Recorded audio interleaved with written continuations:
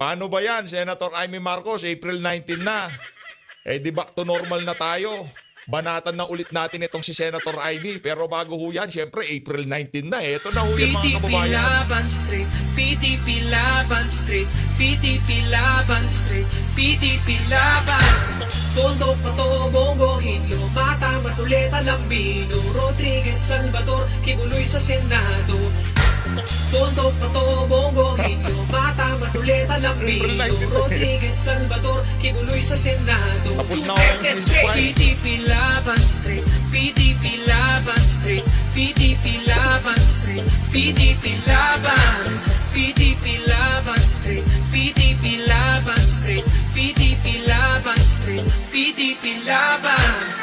Ayun.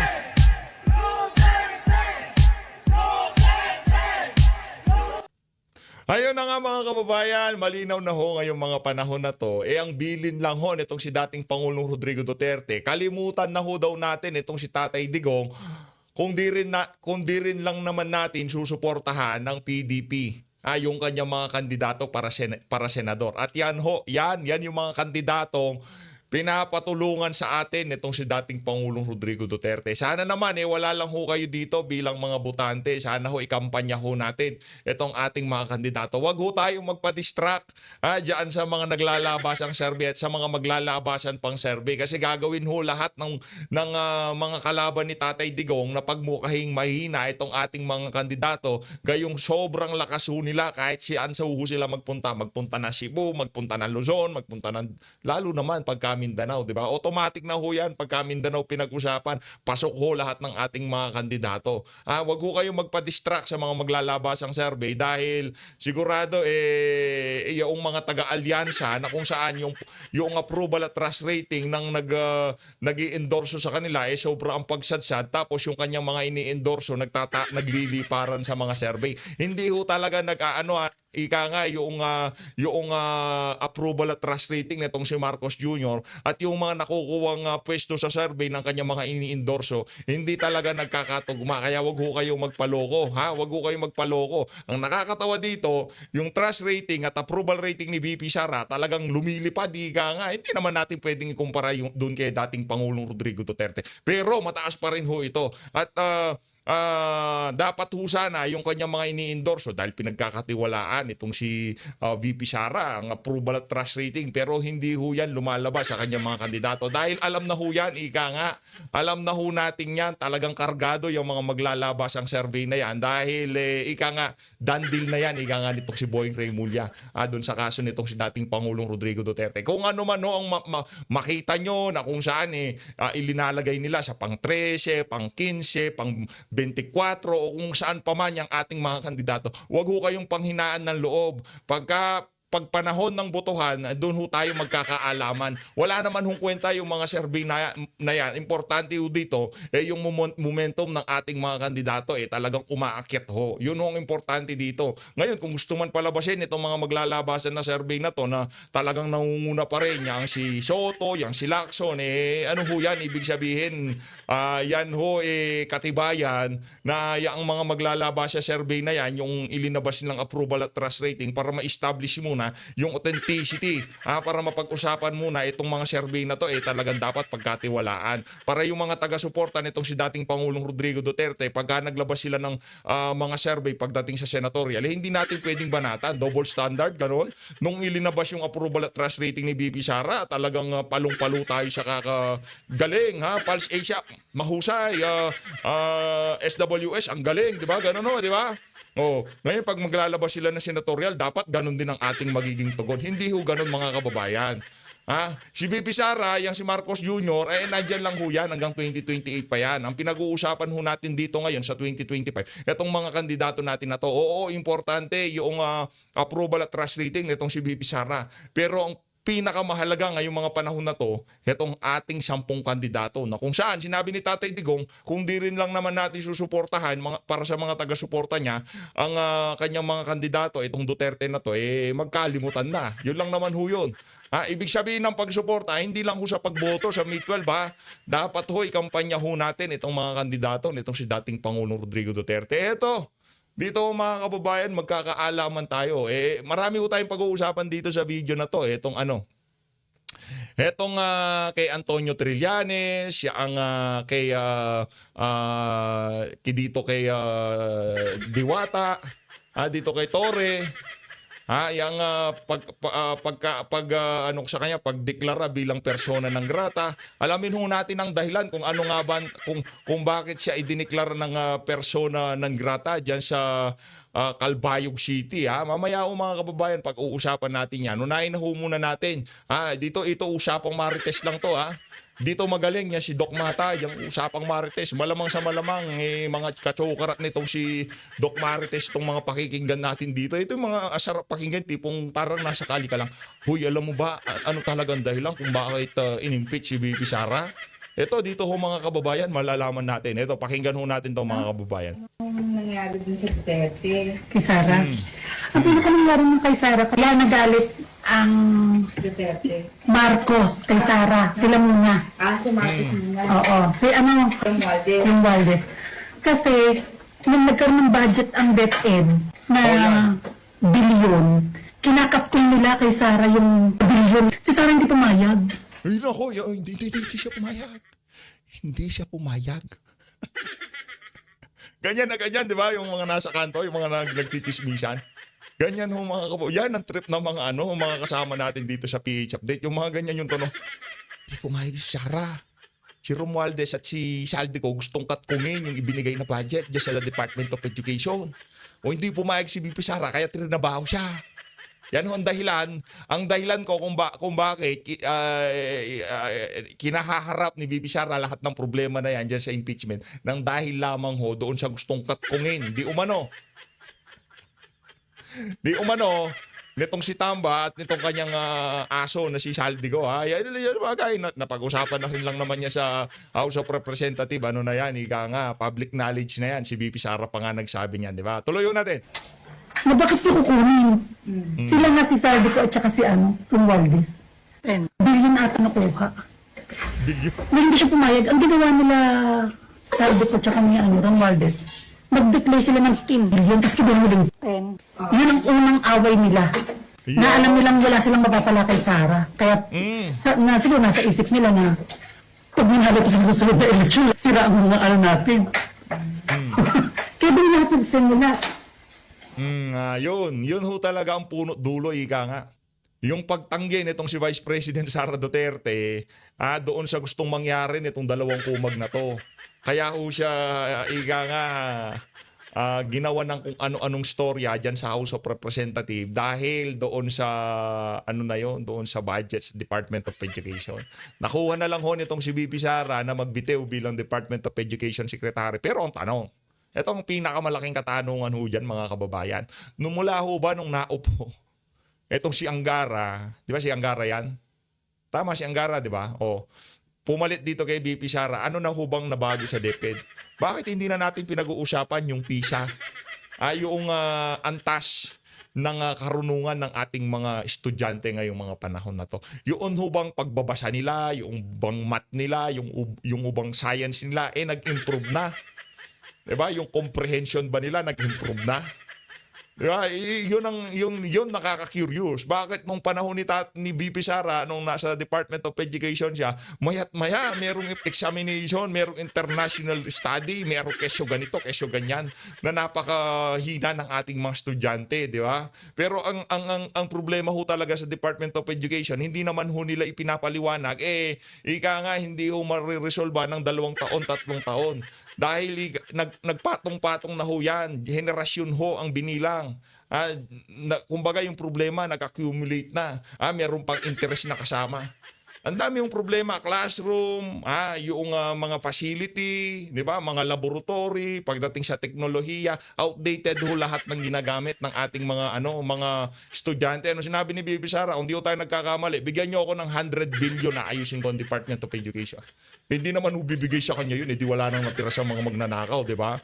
100 billion maaayos ang problema ng Department of Education. Yun ho ang sabi ni Vice President Sara Duterte. Pero yung pabilyon-bilyon lang na ibinibigay, kumbaga yun, yung ibinibigay nga ngayon, kulang pa nga sa operational expenses ng mga ng mga public school, di ba? Operational expenses, wala pa hong pagpapaganda ng mga pasilidad, pagpapatayo ng mga bagong building, wala hong ganon. Pero naghahanap po sila ng resulta, ayaw naman ho nilang magbigay ng pera. Yun ang problema dito. Naghahanap po sila na gusto ho nilang paigihin ng ating pataasin ang antas ng karunungan ng ating mga kabataan pagdating sa teknolohiya, science, math, English. Gusto ho nilang tumaas, pero ang binibigay ho nila, outdated na yung mga material, wala nang bagong classroom, walang bagong laboratory, walang bagong mga computer, pero naghahanap po sila ng resulta. Ganun ho kalaki ang problema ng administrasyon na to. Anong nagawa ni Angara ngayong mga panahon na to? Maliban doon sa mga slogan, mga logo na ilalagay dyan sa dyan sa Department of Education, wala ho mga kababayan, wala hong naidagdag yang si Angara. Wala hong naging resulta yung pagpalit niya kay BP Sara. Buti pa nung panahon ni BP Sara, kahit walang hindi ganun kalaki ang pondo, hindi naman nare-recruit ang ating mga kabataan nitong mga makakaliwang grupo. Ngayon balita natin, talamak na naman ho daw ang rekrutan. Yeah. Yan ang problema natin. No. Ngayon hindi na wala na timing ng Department of Education. Wala na, na ho ngayon, kahit na yung grade 8 student, nasawi yung 2 grade 8 student, pero kung si Vice President Sara Duterte, ang Department of Education Secretary, 100% ikukonekta na naman ho yun doon sa sekretarya. Tatawagan siya, magkomento ho kayo dito, ganyan, ganito, ganon. Anong masasabi nyo doon sa 2 estudyanteng nagurgor? Kukonekta na naman kasi ang Department of Education Secretary violente si BP Sara, kaya yung mga estudyante. Di ba? Ganyan o. Di ba? Papunta pa lang sila, pabalik na tayo. Alam na alam mo natin kung kung paano nila babanatan tong si BP Sara. Pero ngayon, si Angara tahimik lang. Ika nga, kahit na anong kabalbalan ang nangyayari sa Department of Education, di ba? Wala. Anong gara ng Department of Education ngayon nung pinalitan nitong si Angara? Umiiyak nga siya. Walang pondo ng Department of Education. Di naman ho siya makapalag.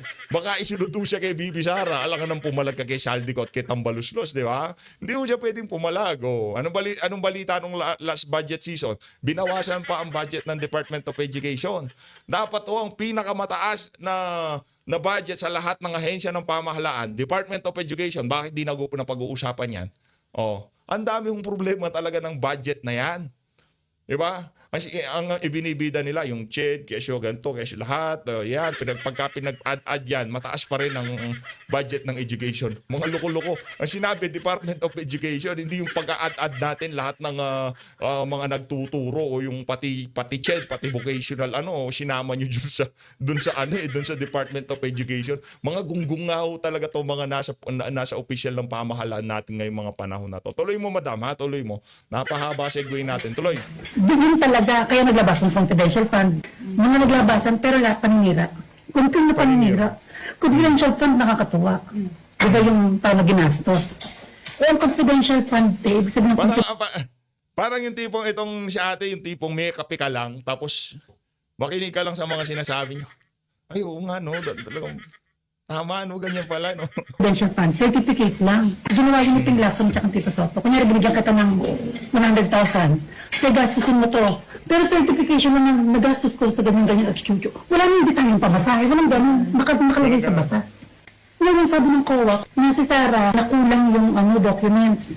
Doon, pumasok. Pati nga yung yung notice of disallowance. Nung nag-umpisa ho yung pagbira ng House of Representatives kay VP Sara, doon lang ho lumabas yun. Wala naman hong ganun. Bigla hong lumabas yun nung tinira na ho siya nitong si Tamba at nitong si Romualdez. Nitong si Tamba at nitong si Saldico. Doon nag-umpisa lahat ng problema nitong si VP Sara. Wala ho tayong magagawa. Ganyan ho talaga, Ganyan ang buhay, ika nga. Kahit na anong mangyari, ipanalo lang ho natin to. Lahat ng problemang binanggit ko sa inyo, maipanalo lang ho natin itong 10 na to. 100%. Sinasabi ko na ho sa inyo, yung Duterte Magic noong 2016, ilabas ho natin ngayong mga panahon na to. lahat ng bumoto kay VP Sara noong 2022, kung naniniwala kayo dito, kung pinaniwalaan nyo si VP Sara, heto na ang panahon para bawian natin itong mga bangag na to. Heto na ho ang panahon. Itong mga quadcom na ganyan-ganyan, nawala, Chenilyn at Chuchu. Binigyan ng deadline ng COA si Sara para makapagpasa pa ng iba. Di ba nakadepende yung quadcom sa COA? Kasi nga ito yung sinabi ng COA. Ginipasa si Sara bago mag-due date. Kaya si Sara hindi sumasagot sa mga hearing. Kasi wala pa kami due date. Ba't ito kami papaliwanag? Magpapasa pa kami sa COA.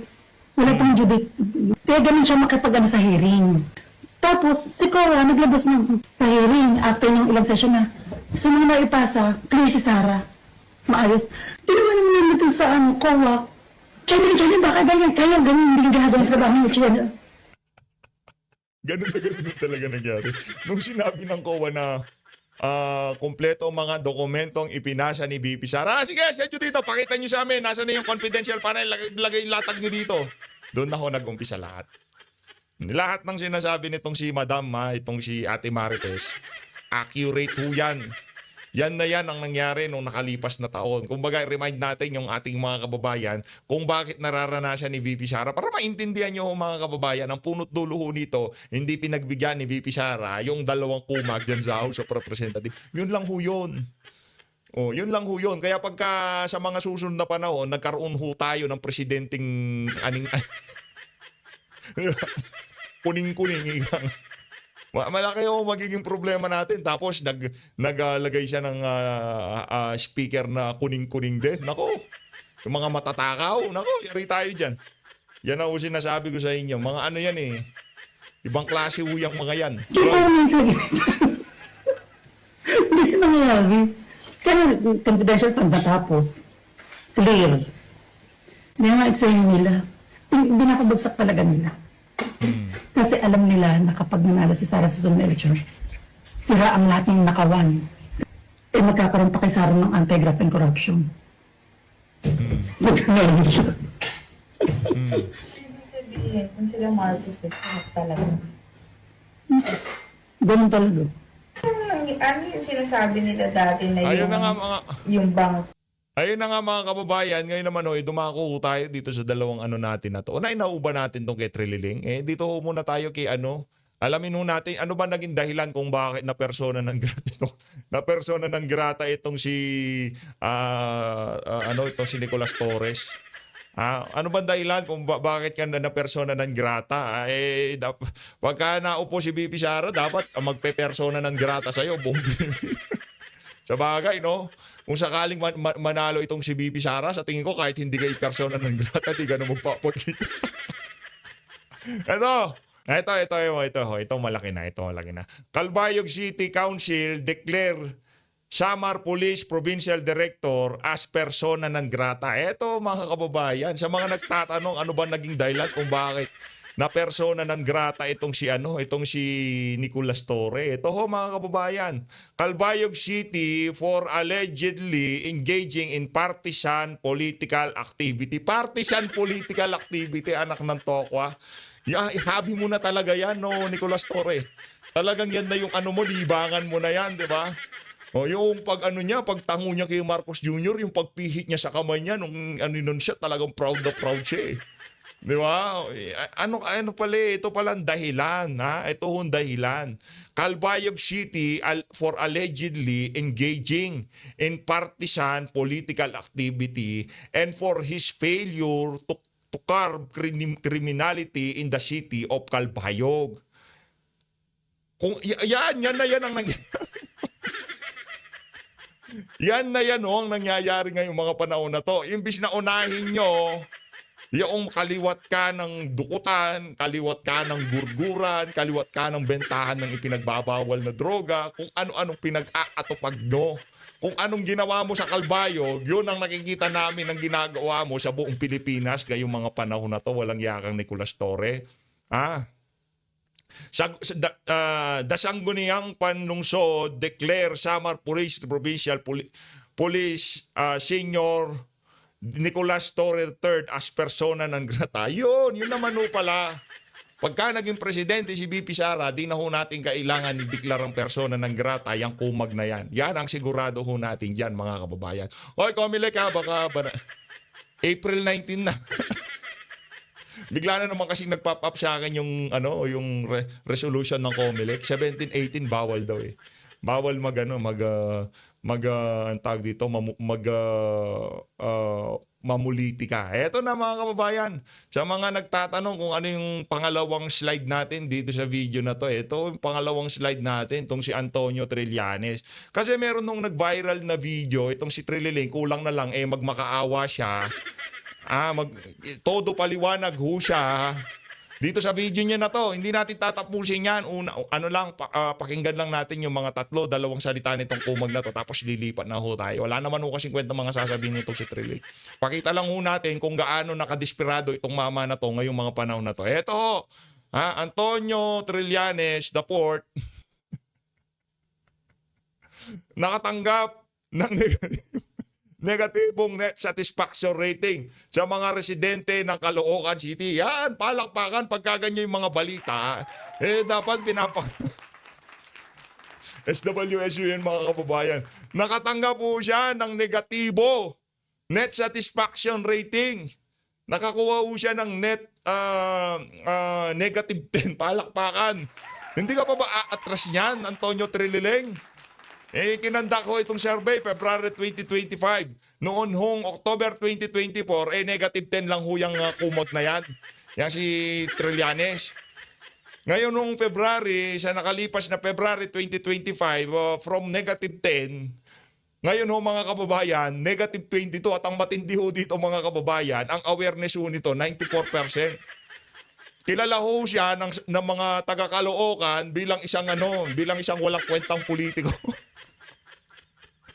Hindi ka man lamang binigyan kahit positive 1 o positive 10 eh. Negative 22 ho ang net satisfaction rating netong si Trililing diyan sa pagtakbo niya bilang alkalde diyan sa Caloocan. Di palakpakan tayo. Yan ang nga ba sinasabi natin.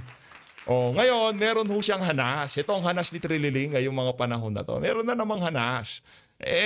Meron na naman siya bagay sa pagkaka-edit nitong video na to talagang medyo kargado eh. Okay na humusga. Mga kababayan na natin humusga dito. Ayan pag-ipanood nyo. Ang hindi ako gusto. Sa kanya. Lumabas ka dyan. Anong formal interest sasabihin? Marami daw ngayong mga panahon na to hindi gusto sa kanya. Buti alam mo. ulitin natin ha. Pakinggan nyo. Alam ko na marami sa inyo ang hindi ako gusto. Aminado ka naman pala eh. Yan ang problema. Pero in fairness, pa 3 million na tong video niya na to. Pa 3 million na ko tong video niya na to. Trilileng, pinapalabas ko tong video mo dito sa channel ko. Nanto ka, pambihira ka talaga,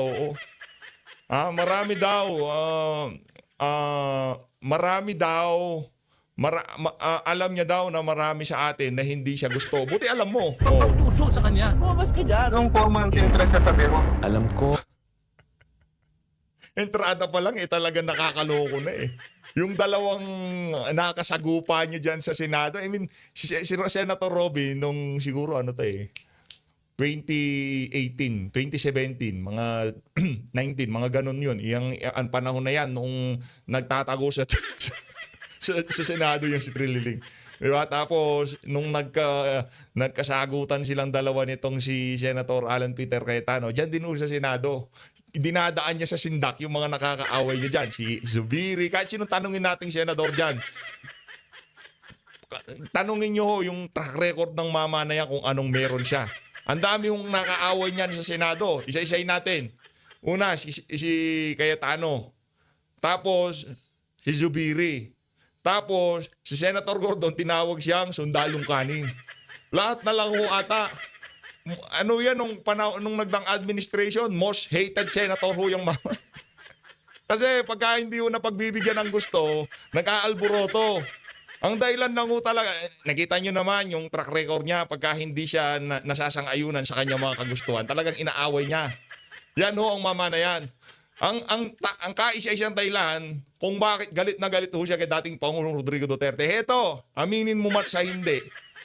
Linigawan mo si Tatay Digong noong 2016 na maging vice president kanya. Kasi nakikita nung mga panahon na yon, si Tatay Digong, siya ang gusto maging presidente ng ating mga kababayan. Tama mali? Kumbaga yung umaalagwa siya sa mga survey. Alam naman nung kasi nila, bago pa mag-umpisa ang kampanya, okay ka nga meron ng survey na naglalabasan na usap-usapan na napakainit sa social media nitong si dating Pangulong Rodrigo Duterte. Nagpunta yan sa sa Davao. Di naman niya dinideny. Davao o kung saan pa nagkita sila ni Tatay Digong. Nanligaw kay Tatay Digong na maging vice president niya. Diba?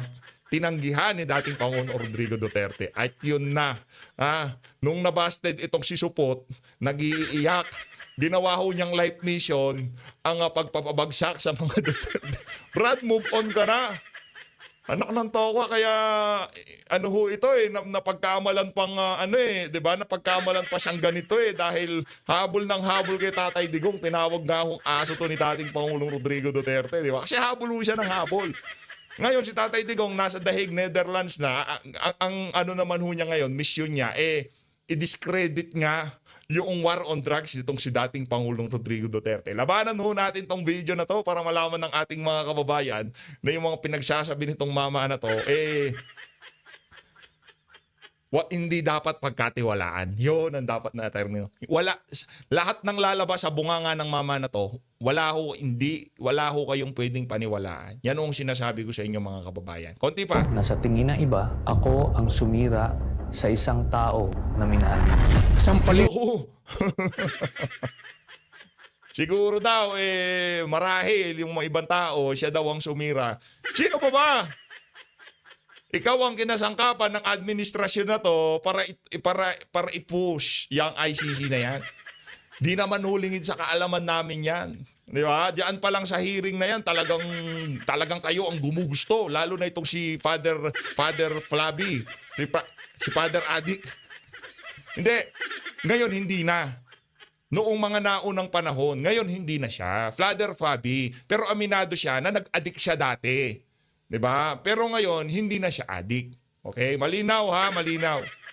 Noong una, nung mga kabata-bataan siguro niya, tinikman niya, tumikim siya. Kaya sa social media, tawag sa kanya, Father Addict. Pero addict sa pagbira kay Duterte. Yun yung bagong kinaaadikan nitong si Father Flavi, yung pagtira kay dating Pangulong Rodrigo Duterte. Noong mga panahon na yan, si Father Flavi. Ko siya sa publiko. Ngayon na. Isang pinuno na binigyan ninyo ng tiwala. I am now your enemy and you have to be out. Kaya't hindi ako narito. Teka, yung mga sound bits, hindi you are now my enemy. So, you need to be out, sabi ni Tatay Digong. Sino kaya uusap niyo doon? Pagka nagpapalabas ka ng gano'n, kumpletuhin mo. Hindi lamang nakaukol sa naratibo mo yung mga video ni Tatay Digong na pinapalabas mo. Kaya galit na galit. Kaya ka na ni-negative, brad yan ang problema natin, Treleleng. Yan ang problema natin. Kaya ka na ni-negative 22. Kaya ganyan ang nagiging net satisfaction rating mo dahil dyan sa mga pinagagawa nyo na yan. Huwag nyo iboto yan. Along malapitan ho mga kababayan. Okay, malinaw ho, along malapitan. Siya ho ang ating susuportahan. Di na ho natin umpisahan itong video ni Trililing. Basta i-share nyo na lang ho ang video. Yun ho ang punot dulo kung bakit galit na galit itong si Supot dito kay dating Pangulong Rodrigo Duterte. Ika nga nabasted Nabasted ho siya yung napikon nung nabasted. Kaya hanggang ngayon galit na galit siya sa mga Duterte.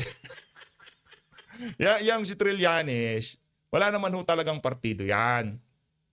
Kung saan lang convenient sa kanyang politika ang isang paksyon, talagang sasama at sasama yan. Pagka convenient siya sa administrasyon, pagka yung naratibong yung politika niya, isang ayon doon, kahit nakasama niya pa dati yung mga dilawan o pinklawan, babanatan ho niyan. Kung merong isang politiko ngayon sa Pilipinas na hindi dapat pagkatiwalaan, kung irarank ho natin yan, ika nga nasa top tier. Kasama sa top tier yang si Antonio Trillanes. Makipag-usap na kayo sa ibang politiko, wag lang sa mama na to. Yun ang ating sinisigurado. Wag ho sa mama na yan. Dahil pagka yan, hindi niya na inayunan ng kanyang mga kagustuhan. Nako, yan ang sinasabi ko sa inyo. Sa Senado, doon pa lang sa track record niya sa Senado, makikita nyo na ho na hindi mapagkakatiwalaan, di ba? Dami ho niyang nakaaway. Yun naman, nasa record. Nakita ho yan ng ating mga kababayan. Sinong nagbansag dyan sa mamanayan ng sundalong kanin? Si Dick Gordon. Tinawag ho yung sundalong kanin. Doon sa hearing ng EJK, doon noong Blue Ribbon Committee pa ata noon si De Lima, 'di ba? Ay Justice Committee ata nung tinalakay ho nila yung war on drugs ni Tatay Digong. Sinong nakaaway niya doon? Si Cayetano. Nagkainitan ho sa plenaryo. Sinong nakaaway niya doon? Si Mig Zubiri. Pagka yung mga kasama niya, meron na track record talaga. Kaya sa mga susunod na panahon, pagka yung tipong yung mga politika ng mga nasa administrasyon at nitong si Trillanes, medyo nagkakaproblema na. Di ako magtataka, pati si Tambaluslo, sasagpangin niya nitong si Trillanes. Pati yang si Marcos Jr., sasagpangin ho ng mama na yan. Wala naman ho talagang partido yan. Wala naman ho talagang kinikilalang kaalyado yan. Diyan natin maa-apply yung kantang kakampi ko lang sarili ko.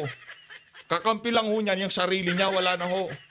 Kahit kagalitan siya, kaidisya siya ng sambayan ng Pilipino, basta yung tipong batang nagmamaktol, yan si Trillanes. Kaya kung nag-negative 22 ka, dyan sa net satisfaction rating mo dyan sa Caloocan, kasalanan mo yan. Nakikita naman, hindi mo naman kasi mulat ang sambayan ng Pilipino. Di ba? Mulat ang mga batang kangkalu, ika nga. Alam ho nila yan. Alam nila yung mga tunay at mga peke. Sana naman dito sa video na to nalinawan ng ating mga kababayan kung saan nanggagaling itong si Antonio Trillanes. Sana nalinawan ho kayo, no? Linatago natin dito. Yung video na yan, walang kwenta yan. Yung video niya na yan. Naku, pagka pinaniwalaan nyo yan, wala. Yari ho kayo. Nakuha kayo sa sound effect at sa video editing, ika nga. Nadali ho kayo ni Trililing. Yun ang problema doon. I-share nyo itong video na to para mas maraming malinawan sa ating mga kababayan kung saan nanggagaling si Sundalong Kanin. So ulit, maraming salamat sa pagsuporta sa PH Update. Mag-ingat ho kayong lahat. Mahalin natin ang Pilipinas. At dahil Sabado de Gloria na, dapat na ho tayong PTP Laban Straight, PTP Laban Straight, PTP Laban Straight, PTP Laban. Tondo, Pato, Bongo, Hinlo, Mata, Matuleta, Lambino, Rodriguez, Salvador, Kibuloy sa Senado. Tondo, Pato, Bongo, Hinlo, Mata, Matuleta, Lambino, Rodriguez, Salvador, Kibuloy sa Senado. Duterte straight, PTP Laban Straight, PTP Laban Straight, PTP Laban Straight, PTP Laban, PTP Laban Straight, PTP Laban Straight, PTP Laban Straight, PTP Laban.